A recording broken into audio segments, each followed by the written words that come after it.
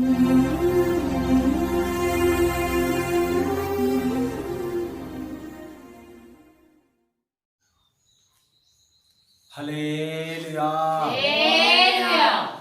చేరువచ్చిన దేవుని పిల్లలకి ప్రభు అయినటువంటి యేసుక్రీస్తు నామమున మీకు కృపయు కనికరములు సమాధానములు కలుగును గాక. ఈ సమయంలో మనము దేవుని యొక్క వాక్యంలోనికి వెళ్ళిపోదాం. దేవుని పిల్లరా, గడిచిన పునరుత్థాన ఆదివారం రోజున మనము 7 దేవదూతల గురించి, ఆ యొక్క 7 దేవదూతలు 7వ ముద్ర విప్పినప్పుడు దేవుని సన్నిధిన వారు బూరలు పట్టుకొని ఊదడానికి సిద్ధపడ్డాం. ఆ యొక్క 4 దేవదూతలు బూరలు ఊదుచుండగా భూలోకంలో జరిగినటువంటి సంభవాల గురించి మనము తెలుసుకున్నాం. హల్లెలూయా. 7 దూతలు ఎవరని, వారి పేర్లు ఏమిటని, వారి యొక్క అధికారం ఏమిటి, వారి యొక్క ప్రధానత్వం ఏమిటి అనే విషయాలు చెప్పుకున్నాం మనం. హల్లెలూయా.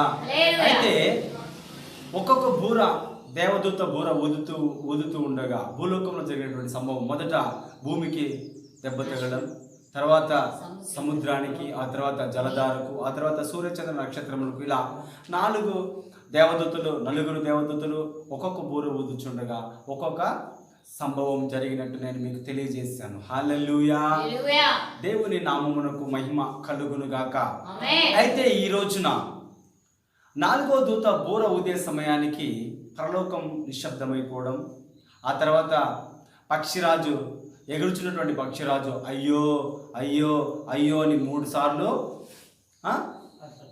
అరచడం. చూడండి ఒకసారి ఆ యొక్క మాటను చదివి వినిపించవలసిందిగా. ప్రకటన గ్రంథము 8వ అధ్యాయము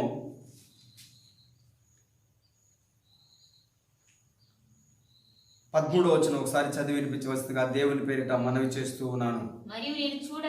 మరియు నేను చూడగా ఆకాశ మధ్యమున పక్షిరాజు ఎగురుచు బూరలు ఊదబోచున్న 3 దూతల బూరల శబ్దమును బట్టి భూనివాసులకు అయ్యో అయ్యో అయ్యో అని గొప్ప స్వరముతో చెప్పుట వింటిని. ఈ యొక్క పక్షిరాజు ఏమని చెప్తున్నాడంటే అయ్యో అయ్యో అయ్యో. ఎవరికి? భూనివాసులకు. దేవుని పిల్లరా, ఆ దినమున భూమి మీద ఉన్నటువంటి మనుషులకు అయ్యో గొప్ప శ్రమ, అయ్యో 2వ శ్రమ, అయ్యో 3వ శ్రమ. అంటే 4 బూరలు అప్పటికి ఊదబడ్డాయి. అప్పుడు దేవుడు ఆ యొక్క సృష్టిని మనము దెబ్బతీసినట్టు చూస్తాం. ఆ తర్వాత మనము ఏం చేస్తాం చెప్పండి దేవుని పిల్లరా? సృష్టిని దెబ్బతీసినట్టు మనం చూస్తాం. ఆ తర్వాత 4 బూరలు అయిపోయిన తర్వాత ఇంకా ఎన్ని బూరలు? 7 బూరలు మొత్తం. ఇంకా 3 బూరలు ఊదాలి. ఆ తర్వాత 5వ బూర ఊదబోచుండగా ఒక్కసారిగా ఆ యొక్క పక్షిరాజు అయ్యో భూనివాసులకు శ్రమ అని చెప్పడం మనం చూస్తూ ఉన్నాం. హల్లెలూయా. దేవుని నామమునకు మహిమ కలుగును గాక. చూస్తాం దేవుని పిల్లలు ఆ అయ్యో అనే మాటకు అర్థం ఏమిటి ఇప్పుడు చూస్తాం మనము. ఆ తర్వాత ప్రకటన గ్రంథము 9వ అధ్యాయం 1వ వచనం చదివి వినిపించవలసిందిగా దేవుని పేరిట మనవి చేస్తూ ఉన్నాను. 5వ దూత బూర ఊదినప్పుడు ఆకాశము నుండి భూమి మీద రాలిన యొక్క నక్షత్రమును చూచితిని. అగాధము యొక్క తాళపు చెవి అతనికి ఇయ్యబడెను. అతడు అగాధము తెరవగా పెద్ద కొలిమిలో నుండి లేచు పొగ వంటి పొగ ఆ అగాధములో నుండి లేచెను. ఆ అగాధములోని పొగ చేత సూర్యుని వాయుమండలమున చీకటి కమ్మెను. ఆ పొగలో నుండి మిడతలు హల్లెలూయా హల్లెలూయా. దేవుని నామమునకు మహిమ కలుగును గాక. చదువుకున్నటువంటి దేవుని యొక్క వాక్య భాగములో దేవుని పిల్లరా, 5వ దూత బూర ఊదడం. 5వ దూత బూర ఊదే సమయానికి జరిగేటువంటి సంభవాలు ఏంటంటే ఆకాశం నుండి నక్షత్రము రావడం మనం చూస్తాం. ఆ తర్వాత అగాధములో నుండి అగాధము తెరవబడటం మనం చూస్తాం. ఆ తర్వాత ఆ తెరవబడిన తర్వాత ఆ అగాధంలో నుంచి పొగ రావడం మనం చూస్తాం. పొగ వచ్చిన తర్వాత ఏమొచ్చినాయి బయటికి? మిడతల దండు బయటికి వచ్చినట్టు మనం చూస్తాం. హల్లెలూయా. భూలోకంలో దేవుని సన్నిధిన ఆ యొక్క 5వ దూత బూర ఊదొచ్చి ఉండగా ఏం జరిగిందంటే ఆకాశం నుండి ఏం రాలింది?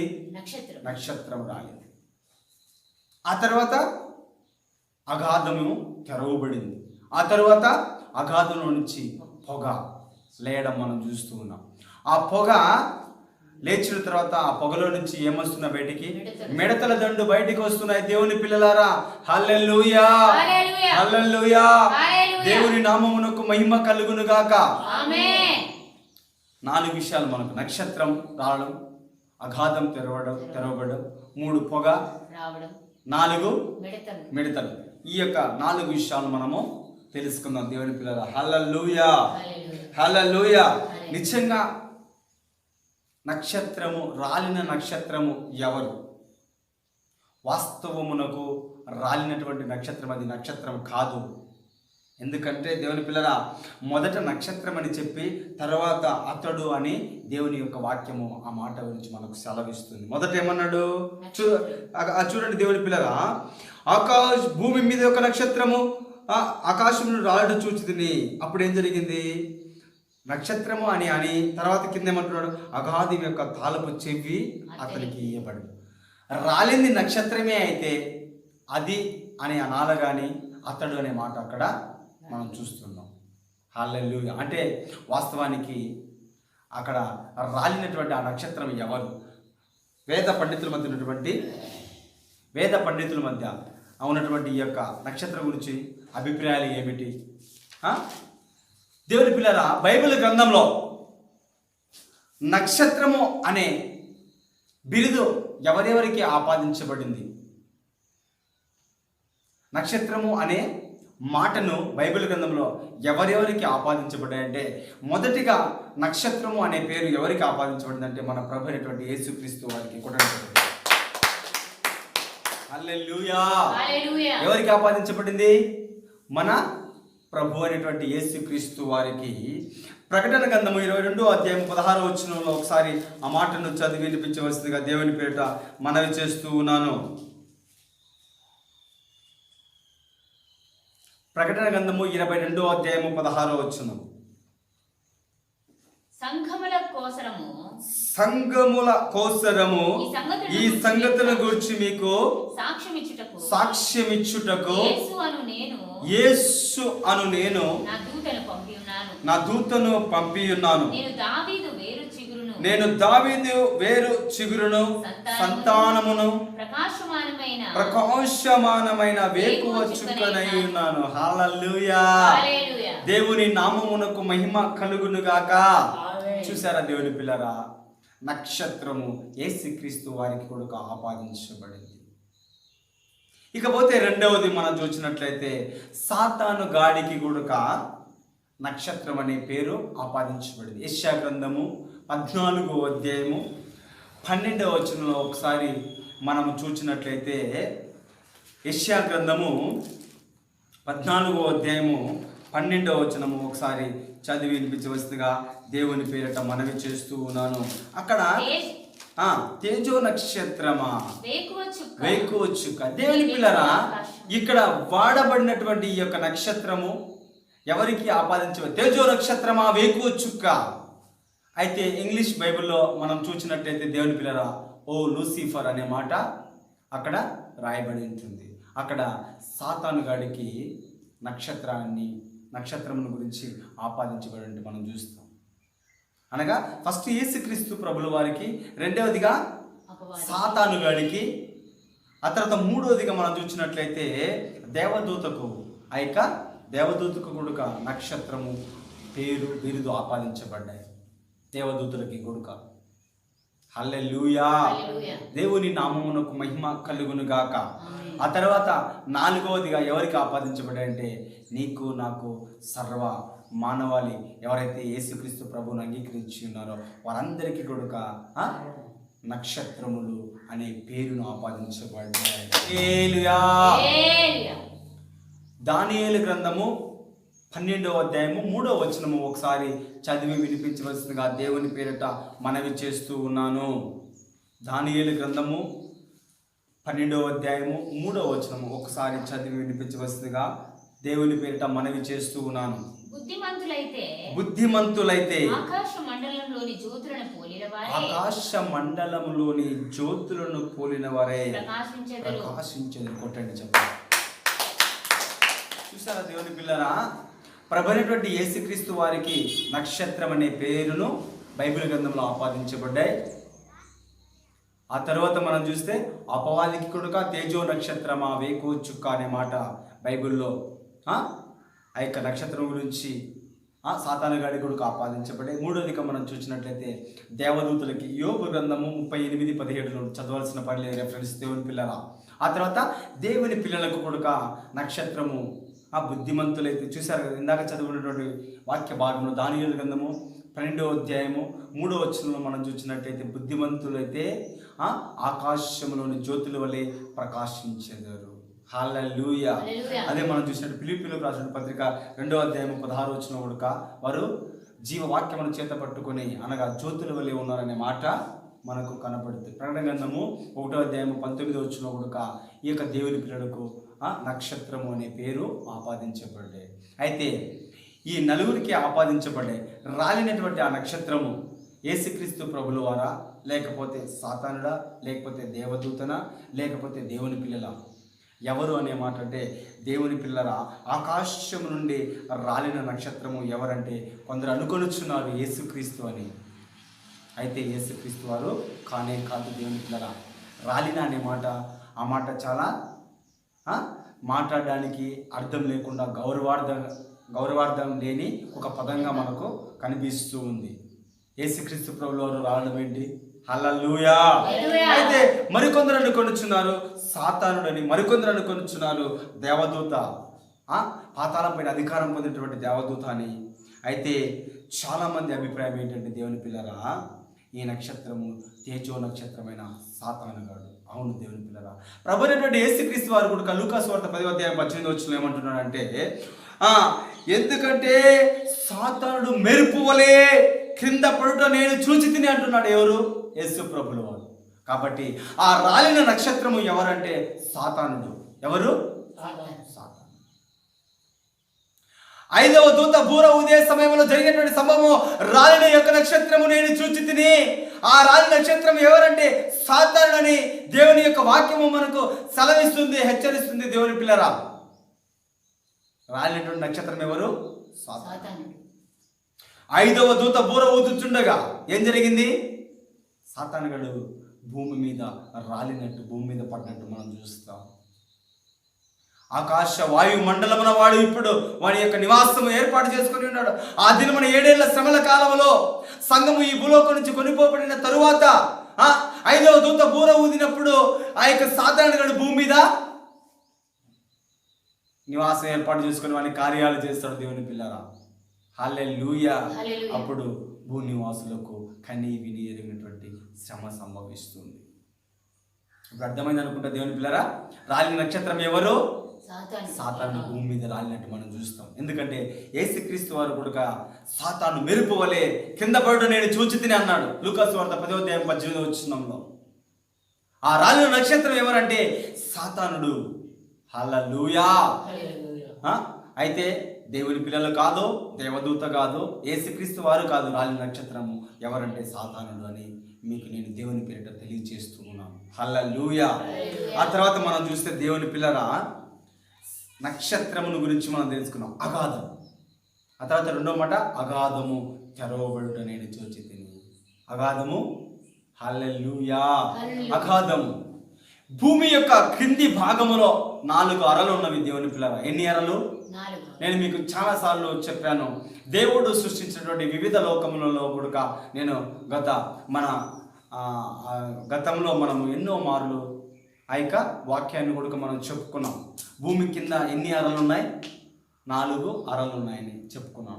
మొదటి అర పేరు ఏంటంటే దేవుని పిల్లరా మొత్తం 4 గదులు ఉన్నాయి. మొదటి అర పేరు హెడిస్. ఏంటి?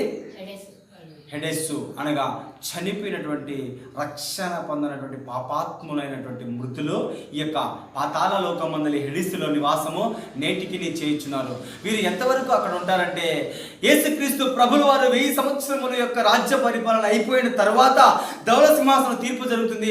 ఆ తీర్పు వరకు ఈ పాపాత్ములైన మృతులందరూ అక్కడ హెడెస్సులోనే ఉంటారు. హల్లెలూయా.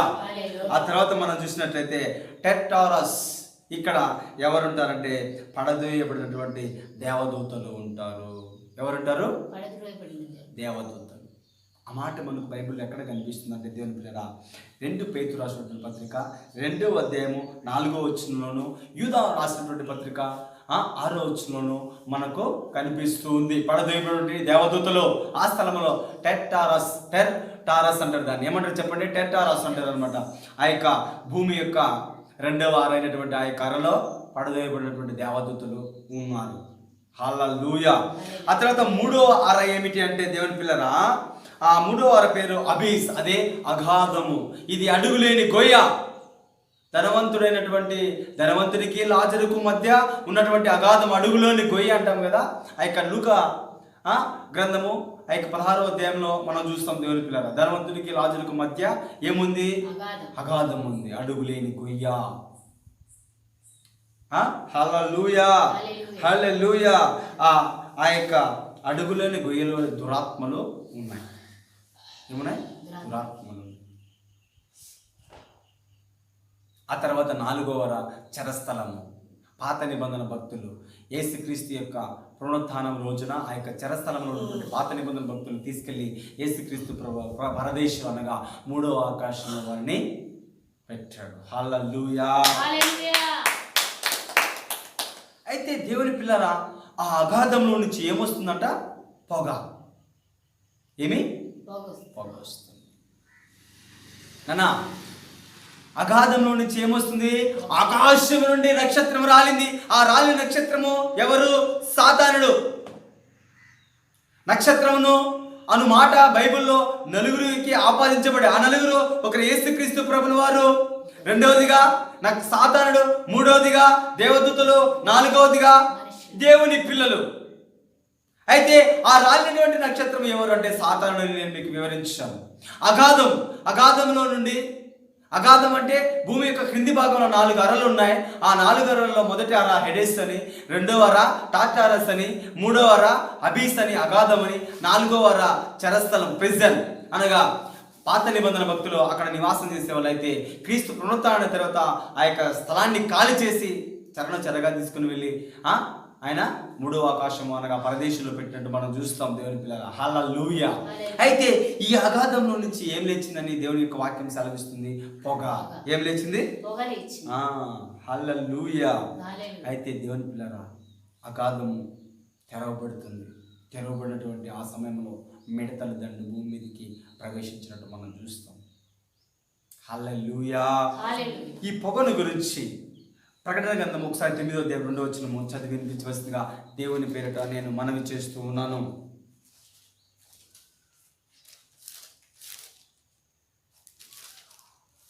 9వ అధ్యాయం 2వ వచనం. అతడు అగాధమును తెరవగా పెద్ద కొలిమిలో నుండి లేచు పొగ వంటి పొగ. హల్లెలూయా. పొగ. ఈ పొగను గురించి బైబిల్ వేద పండితుల మధ్య ఉన్నటువంటి అభిప్రాయాలు ఏమిటి? ఈ పొగ ఏమని? ఇది అక్షరార్థమైన పొగని కొందరు అనుకొనిచున్నారు. కాదు. అయితే ఈ పొగ ఏమిటి అంటే, దేవుని పిల్ల, శ్రమల కాలంలో సాతానుడు చేయు దుర్బోధ అని కొందరు అనుకోవచ్చు. అవును, ఎందుకంటే సాతానుడు ఆ కాలంలో భూమి మీద పడ్డాడు కాబట్టి ఆ రోజుల్లో సాతానుడు దుర్బోధ చేస్తాడు. ఏమని? అంత్యక్రీస్తే నిజమైన దేవుడని ఆ రోజుల్లో ప్రజలకు అనేకులకి దుర్బోధ చేయడము ప్రారంభిస్తాడు. ఆ పొగే ప్రపంచమంతటా ఒకే బోధ ఉంటుంది. ఏమని? అంత్యక్రీస్తే దేవుడని బోధ ప్రపంచమంతటా వ్యాపిస్తుంది. కాబట్టి ఆ వ్యాపించినటువంటి ఆ యొక్క దుర్బోధే పొగ. అది నిజమైనటువంటి అభిప్రాయం. దేవుని పిల్లలు, కొందరు అనుకొనిచున్నారు అది నిజమైన పొగ అని. కాదు, నిజమైన పొగ కాదు. పొగ అంటే ఏంటంటే, పొగకు ఉన్నటువంటి గుణం ఏంటంటే అది స్ప్రెడ్. ఆ రోజుల్లో సాతానుడు భూమి మీద రాలేడు కాబట్టి వాడు ఏమని బోధిస్తున్నాడు అంటే ప్రజలకు, మీరు చూస్తున్నటువంటి ఈ నియంత, ఈ అంత్యక్రీస్తు అనేటువంటి వాడే దేవుడు అనేటువంటి బోధ ప్రపంచమంతా వ్యాపించడమే అది పొగ. హల్లెలూయా. అది అక్షరార్థమైనటువంటి పొగ కాదు, అది నిజంగా కొలిమిలో నుంచి వచ్చినటువంటి పొగ కాదు, అది వాస్తవంకు దుర్బోధ. ఏంటి? ప్రపంచమంతటా వ్యాపించినటువంటి దుర్బోధ. హల్లెలూయా. దేవుని నామమునకు మహిమ కలుగునుగాక. ఆ కాలంలో ఎవరు పరిపాలన చేస్తూ ఉంటాడు? క్రీస్తు విరోధి. ఆ క్రీస్తు విరోధే నిజమైన దేవుడు అనేటువంటి బోధ ప్రపంచమంతటా వ్యాపిస్తుంది. ఇదే పొగ. హల్లెలూయా. ఎన్ని విషయాలు తెలుసుకున్నాం? రాలిన నక్షత్రం గురించి తెలుసుకున్నాం, అగాధముల గురించి తెలుసుకున్నాం, పొగల గురించి మనం తెలుసుకున్నాం. ఇక మనం తెలుసుకోవాల్సింది ఏంటి? మిడతల దండు గురించి మనము తెలుసుకున్నాం. రాలిన నక్షత్రము సాతానుడనియు, ఆ రోజుల్లో అగాధము తెరవబడుతుందని, అగాధం తెరవబడిన తర్వాత ఆ ప్రపంచమంతటా దుర్బోధ వ్యాపిస్తుంది, ఆ అంత్యక్రీస్తు నిజమైన దేవుడు అనేటువంటి బోధ వ్యాపిస్తుంది. ఆ పొగే సాదృశ్యమని నేను మీకు చెప్పాను దేవుని పిల్లలు. అయితే ఆ అగాధంలో నుంచి, ఆ పొగలో నుంచి ఏమొస్తున్నాయి ఇప్పుడు బయటికి? మిడతలు. హల్లెలూయా. మిడతలు రూపమును నేను మీకు తెలియజేసి మిడతలకు ఉన్నటువంటి అధికారం ఏంటి, ఈ యొక్క విషయాలు మనం తెలుసుకుని దేవుని యొక్క వాక్యాన్ని ముగించుకున్నాం దేవుని పిల్లలు. హల్లెలూయా. ఐదవ దూత బూర ఊదినప్పుడు జరిగిన సంభవాలు నేను ఇప్పుడు మీతో పంచుకుంటున్నాను. ఐదవ దూత బూర ఊదినప్పుడు ఆకాశం నుండి నక్షత్రం రాలినది, అగాధము తెరవబడింది, అగాధంలోని పొగ బయటికి రావడం చూస్తున్నాం. ఆ పొగ బయటికి వచ్చిన తర్వాత మిడతల దండు బయటికి వస్తూ ఉన్నాయి. ఒకసారి ఆ మాటను చదివి వినిపించవలసిందిగా ప్రకటన గ్రంథము 9వ అధ్యాయము 3వ వచనం నుంచి ఒకసారి చదివి వినిపించవలసిందిగా దేవుని పేరిట మనవి చేస్తున్నాను. ఆ పొగలో నుండి మిడతలు భూమి మీదికి వచ్చును, భూమిలో ఉండు తేళ్లు బలమున్నట్లు వాటికి బలము ఇయ్యబడును, మరియు నొస్సలయందు దేవుని ముద్ర లేని మనుషులకే తప్ప భూమిపైనున్న గడ్డికైనను ఏ మొక్కలకైనను మరి ఏ వృక్షముకైనను హాని కలుగ చేయకూడదని వాటికి ఆజ్ఞ ఇయ్యబడును, మరియు వారిని చంపుటకు అధికారం ఇయ్యబడలేదు, కానీ 5 నెలల వరకు బాధించుటకు వాటికి అధికారం ఇయ్యబడును. వాటి వలన కలుగు బాధ తేలు మనుషుని కుట్టినప్పుడు బాధ వలె ఉండును. ఆ దినములలో మనుషులు మరణమును వెతుకుదురు కానీ అది వారికి దొరకనే దొరకదు, చావవలనని ఆశపడుదురు కానీ మరణము వారి యుద్ధ నుండి పారిపోయెను. మిడతలు రూపమునకు యుద్ధమునకు సిద్ధపరచబడిన గుర్రములను పోలి ఉన్నవి, బంగారము వలె మరియు కిరీటములు వంటివి వాటి తలల మీద ఉండెను. వాటి ముఖములు మనుషుల ముఖం వంటివి, స్త్రీల తల వెంట్రుకల వంటి వెంట్రుకలు వాటికి ఉండెను. వాటి పళ్ళు సింహపు కొరలు వలె ఉండెను, ఇనుప మైమరులు వంటి మైమరులు వాటికి ఉండెను. వాటి రెక్కల ధ్వని యుద్ధములకు పరిగెత్తునట్టు విస్తార గుర్రపు రథముల ధ్వని వలె ఉండెను. తోకల వంటి తోకలు కొండ్లు వాటికి ఉండెను. హల్లెలూయా. 5 నెలల వరకు వాటి తోకల చేత మనుషులను హాని చేయుటకు వాటికి అధికారం ఉండెను. హల్లెలూయా. హల్లెలూయా. ఇక చదువుకున్నటువంటి దేవుని యొక్క వాక్య భాగంలో దేవుని పిల్లలారా, మిడతలకు రూపాన్ని దేవుడు ఇచ్చాడు, మిడతలకు ఒక అధికారం ఇచ్చాడు. ఆ యొక్క రూపం ఏమిటి, ఆ యొక్క అధికారం ఏమిటి, నేను ఒక్కొక్క మాట చెప్పి ఆ యొక్క రూపానికి ఉన్నటువంటి సూచన ఏమిటి అనే విషయాలు నేను మీతో చెప్పుకుని దేవుని యొక్క వాక్యాన్ని ముగిస్తాను. హల్లెలూయా. మొదటిగా మనం చూసినట్లయితే యుద్ధమునకు సిద్ధపడిన గుర్రములు పోలినవి ఆ మిడతలు, అనగా వాటి యొక్క సిద్ధపాటును సూచిస్తూ ఉంది. హల్లెలూయా. రెండవదిగా బంగారము మరియు వలె కిరీటములు వాటి తలల మీద ఉండెను, ఇది వాటి యొక్క అధికారమును సూచించు. కిరీటం దేనికి సూచన? అధికారము. ఫస్ట్ మనం చూస్తే అవి సిద్ధపడినట్టుగా చూస్తాం. ప్రజలకు హాని చేయాలని, ప్రజలపైన యుద్ధం చేయాలని, ప్రజలను బాధపరచాలని ఆ యొక్క సిద్ధపాటును మనం చూస్తున్నాం, మొదటి సూచన. రెండవదిగా మనం చూస్తే వాటికి బంగారం వలె మరియు కిరీటములు ఉన్నాయని మనం చూస్తాం, ఆ కిరీటం అధికారానికి సూచన. మూడవదిగా మనం చూస్తే వాటి ముఖములు మనుషుల ముఖము వంటివి. ఫస్ట్ అవి ఎలాంటి ముఖాన్ని కలిగి ఉన్నాయి? మనుషుల ముఖాన్ని కలిగినట్టు ఉన్నాయి. అయితే మనుషులు ఏం చేస్తారంటే, మనుషులు తేలులాగా ఉంటే దూరంగా పారిపోతారు కదా, అందుకోసము ఆ యొక్క వాటికి మనుషుల ముఖాన్ని దేవుడు ఇచ్చా. అంటే ఫస్ట్ మనుషుని ఆ యొక్క వశపరచుకోవడం, మనుషులని దగ్గరికి వెళ్తే తనకున్నటువంటి ఆ యొక్క కొండి చేత మనిషిని కుట్టి బాధించడానికి. చూసారా దేవుని పిల్లల ఎంత ఘోరమైనటువంటి పరిస్థితి ఆ రోజుల్లో సంభవిస్తుందో. హల్లెలూయా. ఇది మనుషుల యొక్క ముఖాన్ని కలిగి ఉంటే వాటి యొక్క జ్ఞానాన్ని మనకు సూచిస్తున్నాయి. రెండోదిగా మనం చూస్తే స్త్రీల వెంట్రుకల వంటి వెంట్రుకలు వాటికి ఉండను. అంటే ఇది వెంట్రుకలు ఆకర్షణకి, అందానికి సూచన. దేవుని పిల్లలు హల్లెలూయా.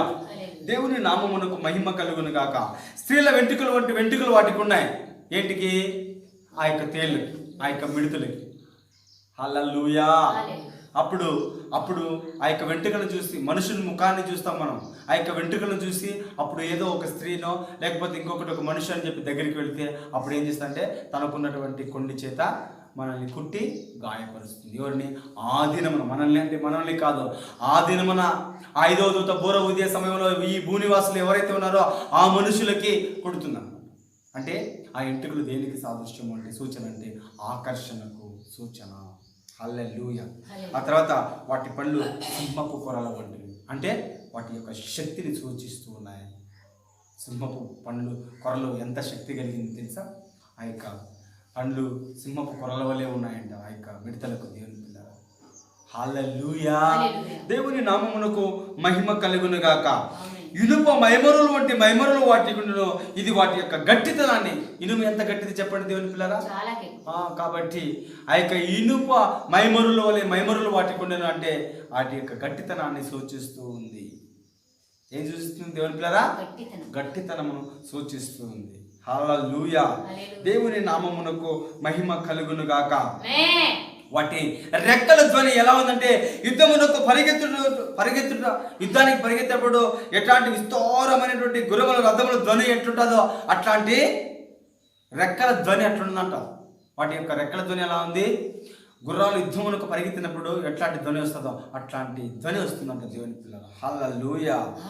అయితే 8వ రూపం ఏంటంటే దేవుని పిల్ల, తేళ్ళ తోకల వంటి తోకలు, కొండ్లు వాటికి ఉన్నాయి. తేళ్ళకు ఎలాంటి తోకలు ఉన్నాయో, ఎలాంటి కొండ్లు ఉన్నాయో అలాంటి కొండి తోక ఉందన్నమాట. హల్లెలూయా. హల్లెలూయా. ఇవి మనుషులకు హాని చేయడానికి ఉపయోగపడుతూ ఉన్నాయి. అయితే ఆ దినమున ఆ యొక్క మిడతలు మనుషుల్ని కుడుతూ ఉంటాయి, వారు బాధపడుతూనే ఉంటారు. తేలు కరిస్తే మనుషునికి ఎలాంటి నొప్పి కలుగుతుందో అలాంటి నొప్పి 5 నెలల వరకు ఉంటూనే ఉంటుంది. రాత్రి పగలు ఆ మనుషులందరినీ కుడుతూనే బాధిస్తూనే ఉంటాయి. ఆ దినమున వారు మరణము ఏమట వెదుకుదురు, కానీ మరణము వారికి దొరకదు. మరణించాలని, చచ్చిపోవాలని ఆశపడతారు, కానీ మరణము వారి దగ్గర నుంచి పారిపోతుందనే మాట ఈ యొక్క బైబిల్ గ్రంథంలో మనం చూస్తూ ఉన్నాం దేవుని పిల్లలు. హల్లెలూయా. హల్లెలూయా. మిడతలకు ఉన్నటువంటి ఆ యొక్క రూపాలు 8 రూపాలు నేను మీకు తెలియజేశాను. వాటి యొక్క శక్తి, వాటి యొక్క బలము, వాటి యొక్క ఆకర్షణ, వాటి యొక్క జ్ఞానము, వాటి యొక్క యుద్ధమునకు సిద్ధపాటు, మనిషికి హాని కలిగజేసేటువంటి ఆ యొక్క కొండ్లు, తేలుకున్నటువంటి కొండ్లు, తేలుకున్నటువంటి తోక, కొండ్లు ఏ విధంగా అయితే ఉంటుందో కొండి, అదేవిధంగా వాటికి కూడా ఉన్నాయి. వాటితో మనుషుల్ని కుట్టి హాని చేస్తున్నాయి. ఎన్ని నెలలు? 5 నెలలు, 150 రోజులు. ఆ రోజుల్లో మనుషులు చావాలని ఆశపడతారు, కానీ మరణం వారి దగ్గర నుంచి పారిపోదు అనే మాట మనం చూస్తాం దేవుని పిల్లల. హల్లెలూయా. దేవుని నామమునకు మహిమ కలుగును గాక. హల్లెలూయా. ఏనా అవుతుంది కదా. సమయంలో మిడతలకు ఉన్నటువంటి రూపాన్ని మనం చూసాం. అయితే మిడతలకు ఉన్నటువంటి అధికారం ఏమిటంటే మీకు చెప్పి దేవుడి యొక్క వాక్యాన్ని నేను ముగిస్తాను. దేవుడి ఈ మిడతలకు తేలుకున్నంత బలం ఉంది. ఏ బలము? మనిషిని కొడతానే తేళ్లు కరిస్తే ఏ విధంగా బాధ కలుగుతుందో ఆ బాధ అనుభవించాల్సిందే. ఆ 5 నెలలు కొడుక చస్తామన్నా చావు రాదు. ఒకవేళ చచ్చిపోవాలని బావిలో పడితే మళ్ళా బావిలో నుంచి పైకి వస్తాం. ఉరి వేసుకోవాలని తాడు బిగించుకుంటాం మెడకు, అప్పుడు ఉరి పెట్టుకుంటాం, అప్పుడు తాడు దిగిపోతుంది. అప్పుడు ఏమవుతుంది? తాడు లబ్బర్ అయిపోతుంది, అప్పుడు స్పాంజీ అవుతుంది అనమాట. విషం తాగుతాం, అప్పుడు విషానికి ఏమవుతుంది? కూల్ డ్రింక్ థమ్స్అప్ అయిపోతుంది, స్ప్రైట్ అయిపోతుంది. హల్లెలూయా. దేవుని నామమునకు ఏమవుతుంది? చచ్చిపోవాలని విషం తాగితే, పాయిజన్ తాగితే ఏమవుతుంది? థమ్స్అప్ అయిపోతుంది అన్నమాట. అప్పుడు చావు దొరకదు. మనము పరిగెత్తుకుంటూ వెళ్ళి బస్కు తగులుతాం, ట్రైన్కి ఢీకొంటాం. అప్పుడు ట్రైన్ ఏమవుతుంది? స్పాంజ్ అయిపోతుంది. హల్లెలూయా. సముద్రంలో పడతాం. సముద్రంలో పడితే తిమింగలం మనల్ని తినేస్తుంది. తిమింగలం తినేసిన తర్వాత మళ్ళీ యోనాని ఏ విధంగా కక్కిందో ఆ విధంగా మనల్ని 3 రోజుల తర్వాత కక్కుతుంది. అయితే మనము చచ్చిపోవాలని ఆశపడతాం, కానీ ఆ రోజు మాత్రము చావు దొరకదు. దేవుని హల్లెలూయా, హల్లెలూయా. ఎంత తేలు కుడితే ఎంత బాధ మనిషికి ఉంటుందో అదే బాధ 24 hours. రాత్రి లేదు, పగలు లేదు, 24 గంటలు 5 నెలలు బాధపడతానే ఉండాలా. ఎప్పుడన్నా మీకు తేలు గడిచిందా? ఎవరికి గర్వలేదా? దేవుడికి నామానికి మహిమ కలిగిన ప్రైజ్లో. ఎందుకంటే తేలు కుడితే తేలు కుట్టినోడికి తెలుస్తుంది ఆ బాధ ఎలా ఉంటుందో, మనకేం తెలుస్తుంది? అలాంటి బాధ ఆ రోజుల్లో ఉంటుంది. హల్లెలూయా. వీటికి మనుషులను చంప అధికారం ఇవ్వలేదు, కానీ అయితే మనుషుల్ని 5 నెలల వరకు హాని చేయుటకు అధికారము కలదు. దేవుని ముద్ర లేని వారిని మాత్రమే బాధించడానికి అధికారం. దేవుని ముద్ర ఉన్న వారికి ఆ రోజుల్లో కూడా దేవుని ముద్ర ఉన్నవారు ఉంటారు. ఎవరు ఆ దేవుని ముద్ర ఉన్నవారు? ఇశ్రాయేలీయులు. దేవుని నామమునకు మహిమ కలుగును గాక. చూసారా దేవుని పిల్లరా? నోవహు దినములలో నోవహు ఒకడే దేవుని మాటకు లోబడి ఆ యొక్క ఓటను సిద్ధపాటు చేసుకున్నాడు. ఈరోజు కూడా దేవుని యొక్క రాకడ సమీపంగా ఉంటున్నది. కని విని ఎరుగినటువంటి భయంకరమైనటువంటి రోజులు మనం చూస్తూ ఉన్నాం. దేవుని పిల్లరా, దేవుడు ఏం చేస్తున్నాడు? నిద్రపోతున్నటువంటి విశ్వాసనైతేనేమి, సేవకునైతేనేమి ఆయన ఈ యొక్క కరోనా అనే వ్యాధి చేత ఆయన ఏం చేశాడు? తట్టి లేపాడు అనమాట. రే నాయన, నా రాకడ సమీపిస్తుంది, మీరు జాగ్రత్త పడండి అని ఒకసారి ఆయన భూనివాసులకు అనగా యేసు ప్రభువుని నమ్ముకున్న ప్రతి ఒక్కడికి ఆయన జలకిచ్చి వదిలిపెట్టాడు అనమాట. హల్లెలూయా. ఈ ప్రపంచంలో ఆయన ఏం చేస్తున్నాడు చెప్పండి? మనల్ని ఒకసారి అట్లా జలకిచ్చి కదిలించాడు అనమాట. నా రాకడ సమీపం ఉంది, దేవుని రాకడకు సిద్ధపడాలి. ఎందుకంటే 5వ దూత బూర ఉదయ సమయంలో ఆకాశం నుండి నక్షత్రం సాతానుడు భూమి మీద హల్లెలూయా. ఆకాశం నుండి నక్షత్రం అనగా సాతానుడు రాలుట మనం చూస్తూ ఉన్నాం. ఆ తర్వాత అగాధం తెరవబడటం మనం చూస్తూ ఉన్నాం. ఆ తర్వాత పొగ రావడం మనం చూస్తూ ఉన్నాం. ఆ తర్వాత మిడతల దండు రావడం మనం చూస్తూ ఉన్నాం. అవి మహాభయంకరమైనటువంటి రోజులవి. అవి రోజులు విడువబడే ప్రజలకు కలగబో మహా గొప్ప శ్రమ. దేవుని పిల్లరా, ఆ యొక్క మహా గొప్ప శ్రమను తప్పించుకోవాలంటే నేడే కృపా కాలంలోనే, సంఘ కాలంలోనే, పరిశుద్ధాత్మ కాలంలోనే నువ్వు ప్రభువుని స్వీకరించుట, సొంత రక్షకుడిగా అంగీకరించుట, సొంత రక్షకుడిగా అంగీకరించిన నీవు మారు మనస్సు పొంది పరిశుద్ధునిగాను పవిత్రుగా జీవించుట, నీ మట్టుకు నువ్వు సిద్ధపడుట, దేవుని యొక్క రాకడకు నువ్వు సిద్ధపడుట, దేవుని యొక్క రాకడకు నువ్వు సిద్ధపడాలి. ఎత్తబడే గుంపులో నీవు ఉండాలి, విడవబడే గుంపులో నీవు ఉండకూడదు. దేవుని పిల్లరా, హల్లెలూయా. గొప్ప రక్షణను మనం నిర్లక్ష్యం చేయకూడదు ఎప్పుడు కూడా. హల్లెలూయా. దేవుని నామమునకు మహిమ కలుగునుగాక. అందుకు కూడా జాగ్రత్తగా ఈ యొక్క వాక్యం ద్వారా మన యొక్క ఆత్మీయ జీవితాన్ని మనము సరి చేసుకోవాలి. అందుకోసమే దేవుడు ఈ యొక్క అంత్య దినాలలో ఆయన ఈ యొక్క కరోనా వ్యాధి చేత ప్రతి మనిషిని ఆయన కదిలించాడు. నిద్రపోతున్న మనిషిని లేపాడు ఆయన. భక్తి ఒక్కసారిగా కరోనా సమయంలో, లాక్డౌన్ సమయంలో భక్తి 0 స్థాయి నుంచి 90 degrees వరకు పెరిగిపోయింది. హల్లెలూయా. దేవుని నామమునకు మహిమ కలుగునుగాక.